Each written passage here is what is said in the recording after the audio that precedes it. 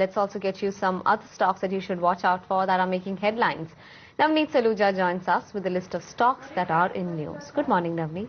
Morning, Kamya. Keep an eye on Coal India today. Some of the newspaper reports have suggested that the Union of Coal India has said that they will be going on an indefinite strike start August, and they would be declaring the date of the strike on May 30th. Remember earlier also, actually the strike is to oppose the additional 10% divestment which the government of India is planning to do.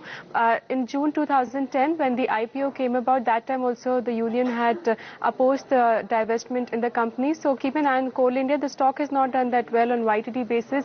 It's down by about 13%, and remember, a day strike for Coal India means a loss of about 100 crores, so it could be a negative reaction coming in there. Well, it will be the airline stocks which will be in focus. Jet Airways and SpiceJet, they declare their quarterly numbers today. Well, the margins for Jet Airways are expected to go up to about 12% versus 9% on YOY basis. Even the losses for Jet are expected to decline in this particular quarter. Overall, if you see the quarter for these companies, both these companies have gained market share during this quarter because of the grounded airline Kingfisher, and also we saw some discounted fares coming in by all these airlines which they had announced some schemes, and also on basis of that you will see the volume growth also going up. So keep an eye on both these counters.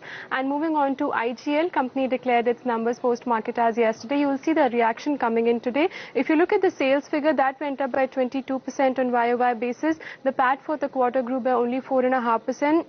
The top line was aided by higher volume, and the realizations also improved during the quarter, and the EBITDA went up by 10%. The margins during the quarter, they went down to about 21% versus 23.3%, which were reported in the earlier quarter. So keep an eye on that counter. It could react to its earnings. The other stock was Hindustan Copper, which came out with the numbers. The PAT for the company during the quarter went up by about 36% on YOY basis. Company reported a PAT figure of about 188 crores, whereas if you look at the sales figure, that was down by about 29%.